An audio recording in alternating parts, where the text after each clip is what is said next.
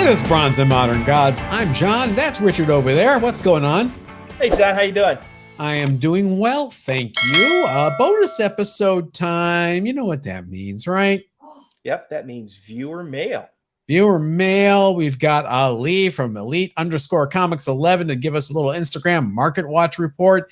And we've got a guest with an underrated book of the week. Another local here, Mike, the owner and manager of Atomic Comics in Long Beach, California, which today we had an earthquake, by the way.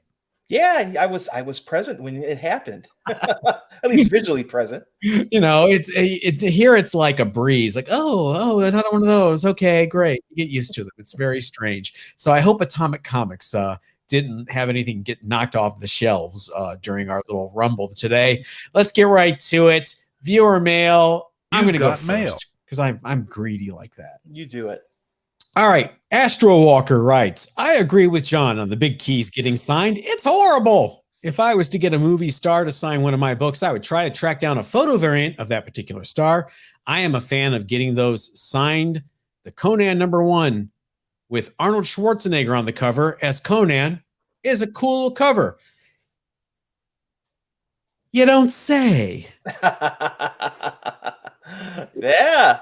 You know, it's not signed, but yeah, I can see. I would get this signed by Arnold. I will sign your book. Hey, I'll sign your book in a minute. I'll be back. I'll be back. I have to go to the bathroom. To go to the chopper. Oh, Lord. Richard, what's your first piece of viewer mail? Oh, our horrible Arnold accents. Okay. Good all day. My first piece of viewer mail is from Alex Ray.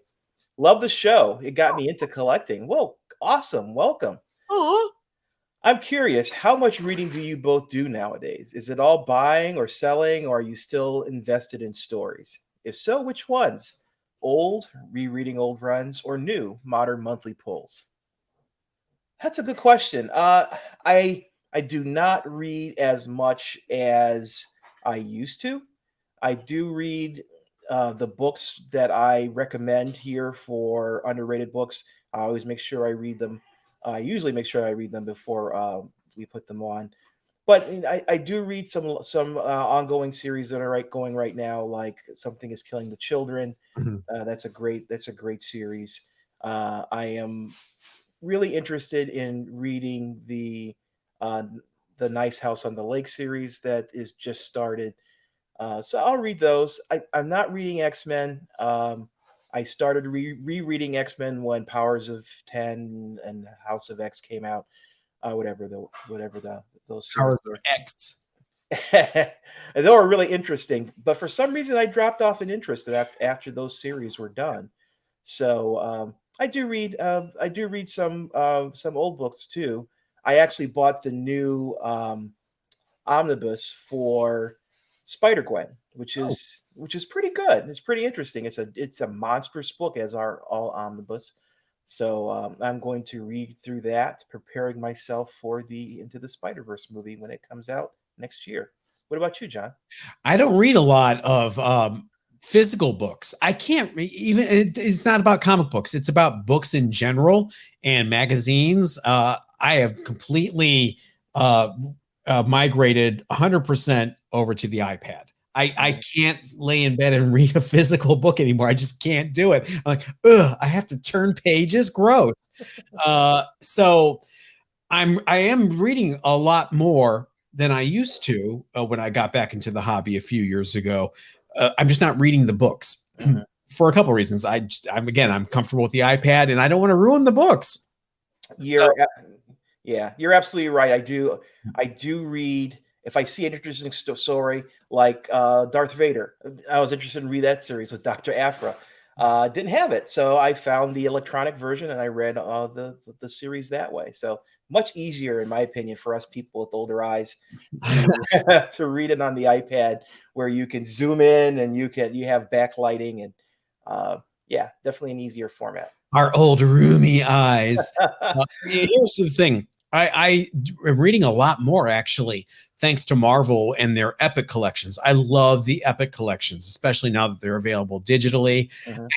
One thing I don't do is I don't pirate the books. I do buy them on Kindle and download them. I feel gross stealing intellectual property, or however you want to frame it. That's what I say. Mhm. Some people will disagree. Fine. It's your prerogative, but I love the Epic collections. I like the whole Defenders run is available as an Epic collection. I am Mhm. reading more older stuff though, I have to say. Mhm.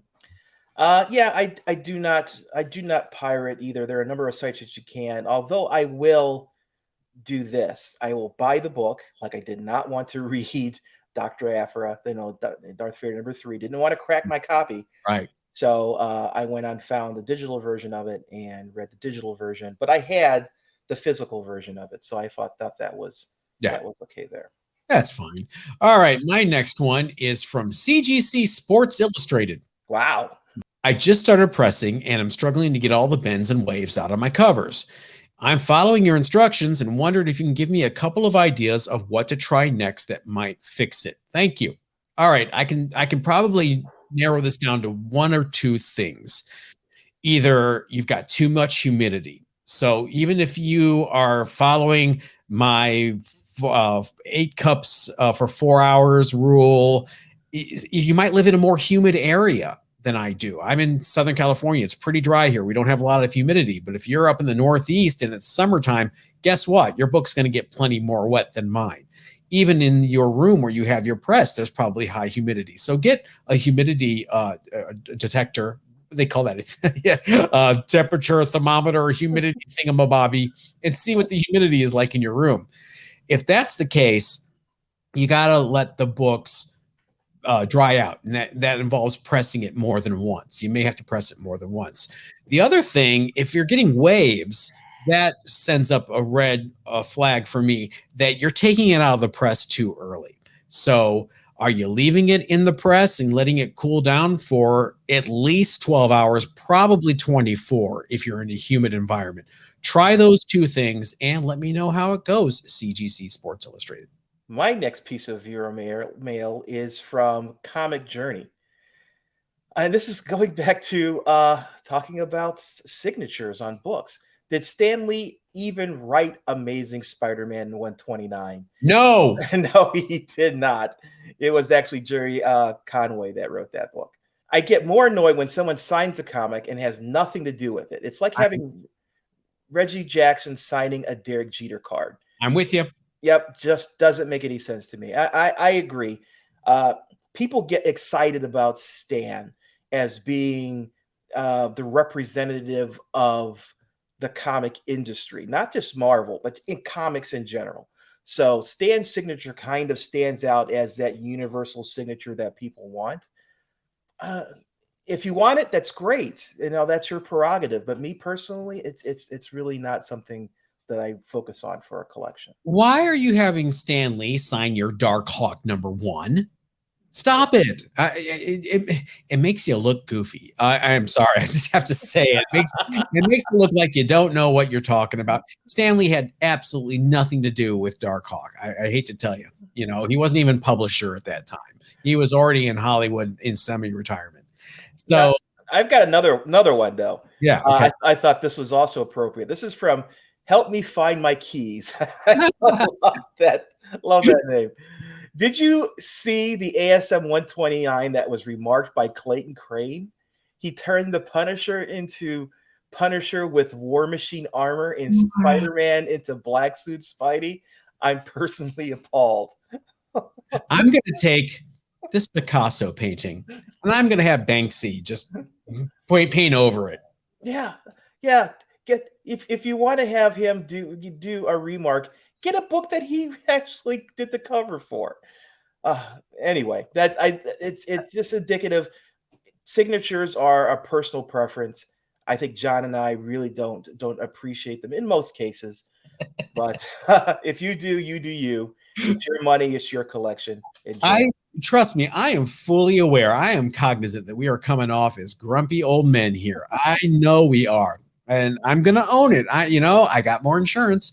I'm just saying that at least have it be relevant to the book. I just some of this stuff I just don't get. Like Stan Lee's gonna sign my Alf 48. the infamous seal cover. What does Stan have to do with that book? Nothing. He didn't even create the IP. That was an NBC show. Right. Stop it. All right, enough ranting on signed books. I think we got our point well across. So, enough grumpy old man talk. Let's move on to a much more positive feature. Our friend Ali from Elite_Comics11 with the Instagram Market Watch. Let's have that beat.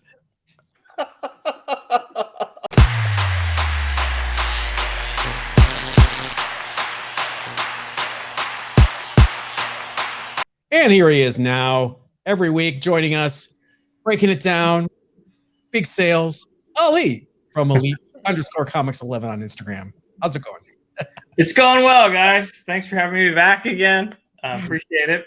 I have to apologize. I've been like super hyper and full of beans the last 2 or 3 weeks. Full of beans. That's like a grandpa saying. That is a grandpa saying. He's got moxie. Well, let's get right into it. Interesting week. You got some. There's no theme this week I can see, but we'll just head into it anyway. Maybe we'll make one up as we go along. Yeah, I was going to say we're giving DC a little bit more love, but I guess we got into that last week too. But these are new books to the segment. So again, we're at Elite_Comics11 on Instagram. We're the platform's premier consignment page. So I like to, you guys are nice enough to let me come on every week and share some of the sales. So here's a few. So the first one, Detective Comics number 359. It's the first Batgirl. This one was a CGC 4.0 off-white pages. It had good color and the page quality was there too. Off-white, not bad. $1,100 on that. Not too shabby. In 1966, the Batmania was going wild, and so right, TV show, yeah, sales were really big, and lots of kids were buying Batman, which is why it doesn't exist a lot in higher grades. Those DCs, again, kids were reading them. GPA on that 90-day GPA is $712, but I think that is dated, very dated in terms of the demand for this book. Yeah, we've been getting an increasing number of requests for that book, so I think things are changing a bit there. Yeah, I had one that had like tons of water damage, and it was pressable, but it looked like somebody pressed a book that was laying in a puddle, and it still sold like 5 minutes after I put it up, and people just want that book, man. Yep, I've noticed it. Okay, and the next one, this one was an Elite copy. CGC 9.8, white pages. This is Swamp Thing number 1, first John Constantine. Number 37. Oh, so yeah, sorry. Swamp Thing number 37. There was a Swamp Thing number 1, but we'll stick to the 37. That's the first appearance of John Constantine. It went for $2,299 on the page. That's a steal. Someone got a bargain. 90-day GPA and last sales $2,777. So somebody lunged quick. Was that? Do you know offhand? Was that like a bargain, or was that the asking price? No, that was the listed price, and somebody swooped it up in minutes. And you could check the post or their page. I'm sure you'll figure out who it was. It's a yeah. John Constantine. This is a tough book. This is a tough book to get into 9.8. Constantine is a fan favorite. He's been in the animated series as well as the comics. And it's another Alan Moore creation. I think this is a steal.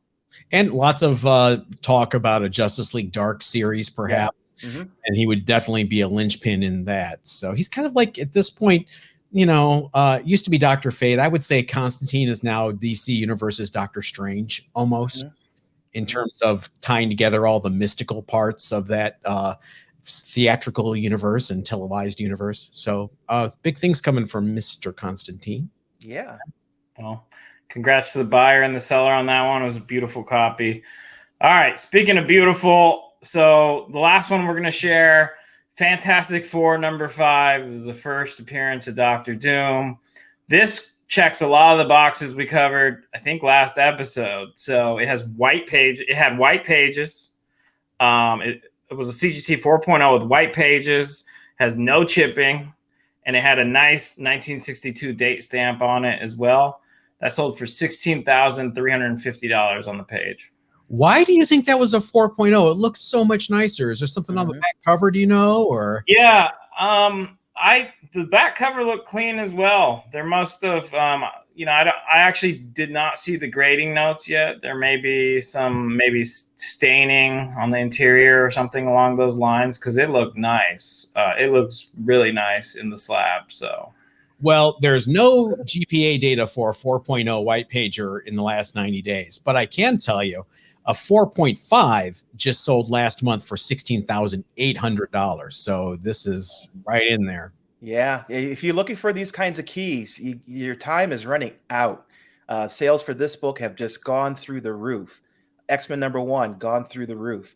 If you have the money and the means and you want one of these major Silver Age keys, do not hesitate because they're quickly going out of reach. Richard, what did you pay for your 3.5 Fantastic Four #5 last January? $3,700. Oh, did you keep it? Yeah, it's on the wall. All right, at least you kept it, man. I had a few copies last year, and I'm kicking myself for sure. I'm sure a lot of people can relate to that. oh my God. I can't tell you how many keys I've sold over the years, not just in the last few years. It's assisted suicide is an option, is all I'm saying. Yeah, pricing is crazy, and it is amazingly focusing on these big Silver Age keys. They finally are getting their due again after the moderns have been ruling the roost for so long. Now everybody wants these Silver Age first appearances. Yeah, I mean, to your point, I mean, this one sold. I mean, it was probably about 10 minutes, and there were competing people on it. So the buyer was actually really pleased to have got it in time. And I think, once one person claims, then the backup claims come. But it was, congrats to the buyer and the seller. Really nice book. We know what's coming in the MCU. So yeah. Let's take a step back for a second into reality. A $16,000 comic book sold in 10 minutes. After being posted on Instagram. You could buy a Miata or a comic book. Yeah, that actually wasn't the biggest sale on our page this week. So if you're tracking the page, you've seen some others as well. But it's a crazy time, like Richard said. I mean, these Silver Age Marvel keys. If you're after them, you got to make your move. I wonder if it's like Blackwater buying all these keys to like they're buying up houses. Let's not get political, but very suspicious. Let's start our own conspiracy theories. All right, Ali, thank you very much for joining us, and we will see you next week. Appreciate it.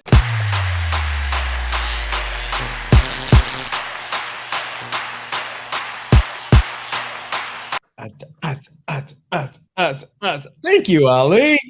All right. Now it is time. We really look like old men now at a wedding. Our underrated book of the week. Richard, this is another one that I did while I was at Alex's bar live in Long Beach doing a live podcast. I grabbed as many people as I could to get their underrated books. The audio is the audio. The video is the video. I had to use my phone as a hotspot, which is always fun when you're transferring large video files over the intertubes. But this is with a really fun guy named Mike. Mike owns a shop here in Long Beach called Atomic Basement Comics. Mike is a character in the best sense of the word, and he has picked a book that speaks to the music fan in me. And, well, you know what? Let's just roll that beautiful bean footage. Hey, everybody. This is Mike from Atomic Basement Comics in Long Beach. We're here at Alex's bar. You guys know what's going on. I've talked about this on the show before. It's the benefit to benefit Alex's bar, Comics for a Cause. I love music. I love live music venues. I'm sure Mike does too, judging from the book he has chosen for his underrated book of the week. Mike, first of all, tell everybody about your shop. Well, we opened Atomic Basement Comics January 1st, 2020. Oh, man. What so timing? We're talking like 10 weeks before the apocalypse. Oh, my God. So the underrated book of the week is maybe my shop. But you're okay. You're doing okay, right? I'm surviving, yeah. Now we're making it, and we're here. We're having a great time. And you survived a lot because for people that aren't local, Mike's shop is in downtown Long Beach. And downtown Long Beach is coming back big time. Residential units are going up. But then we had last June with all the riots and everything. Oh, dude, it was crazy, Yeah. man. And by the way, like I am 100% supporting Yeah. of the BLM Of movement. course. But it was there still rough. was rioting. Yeah. And there was all sorts of shit. And But you like, guys made it through. Did your store get any damage or anything? Or we made it through, but it was hairy, dude. yeah. Like there were people that were looting. Yeah. Like, and I don't think these are BLM people. Oh, I no, think these no. are people that were like kind of glomming on to the movement. Yeah. Somebody lent me and Stephanie some swords. You were. And so I was going to Oh, go out there man. with swords. And my neighbors are like, "Get your ass in Yeah. the shop." And they literally locked me in the store. And there's no like, once you get locked in the store, there's no way out. Right. Like you're locked in.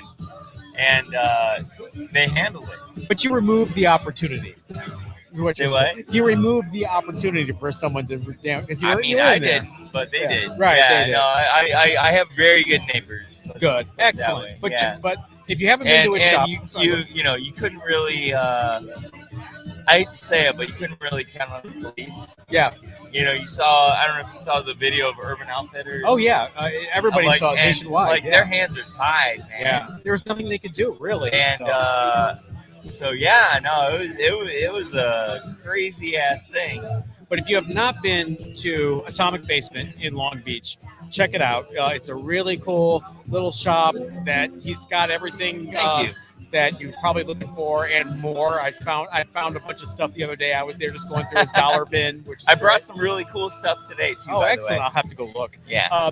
So, your underrated book of the week. You showed it to me, and this speaks to my music-loving heart because I'm familiar with the band Okay. and I'm familiar with the book. So, show everybody what you brought for All your right. underrated So book. my underrated book of the week would be Mr. Bungle. Mr. Bungle. It's actually a flip book, so more people might know some of these guys better as Faith No More. So, for those of you guys that aren't familiar, the band, alternative band Faith No More, Mike Patton, the lead singer, has another band called Mr. Bungle. How would you describe Mr. Bungle? Oh my God, like chaos, Psychedelic mushroom rock. audio chaos. Yeah. So I wrote that book for free. Wow. Um, You wrote it. I wrote it. Fantastic. Yeah. So I'll sign it if it's up for auction today. Right. But and I'm a huge fan, and I mean those guys like opened my mind to so many things. Like they'll do this thing for like 5 minutes. Yeah. You know, like K-Dot or whatever, or like you know, Arabian music. They get into a very trance-like groove sometimes. And Their it's mission like- is to take you places. and then it's like, oh, I want to hear more of that, and then you explore it, and then so Who published it? it's Acme Press. Yeah. Mel, I can't remember his last name, but But we it kind goes of had a falling out. on the but back issue market. It goes for like $60 or so now, right? look it up. Yeah. Yeah, So look it up. I had no idea it existed. I'm a big Faith No. I like all the Faith No More family. I like Faith Yeah. No More. I like Mr. Bungle. I love Imperial Teen. Oh yeah. Have you ever heard? Have you heard of Man on Man? Man on Man with Roddy? That's yes. the new thing. Yeah. Fantastic.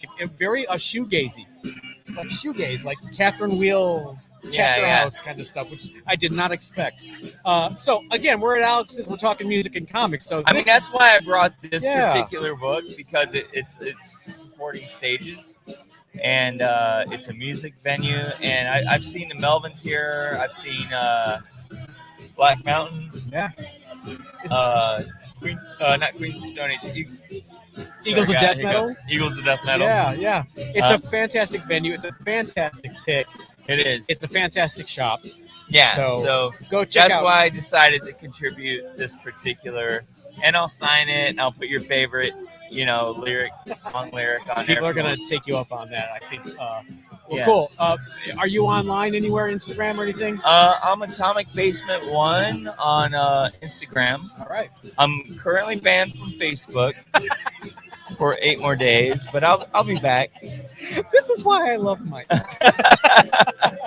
I'll be back on Facebook again in 8 more days. All right, count them down. Yeah, and I don't really mess with Twitter. There is a guy that handles my Twitter. But your shop's on Instagram and your Oh yeah. We're on the corner of 3rd and Elm. And it's a great. And you've little been spot. there. Oh, it's a great little spot, and he has a parking lot. Don't. And we have a parking lot. Yeah. Don't This worry about sometimes parking. has parking spots. Awesome. Thanks, Mike. Great, Brother. Great to have you. So good to see you, man. Thank you. Bam. Thanks for having me on, bro. See ya. Richard, you get out of having to do anything. This is all me. It pretty much is. It's the John show. I don't like. I need my buddy with me. You got to quit your job. Yeah, I'll come out next time you do a California show. I'll be there. Okay, excellent. Hey, everybody, that's going to do it for a bonus episode. Richard, where can they find us? They can find us on Facebook and Instagram at Bronze and Modern Gods or the website bronzeandmoderngods.com. Hey, we will see you Monday at noon Pacific, 3 p.m. Eastern. Yeah, I reversed it because we're more important. We will see you then. Everybody stay safe.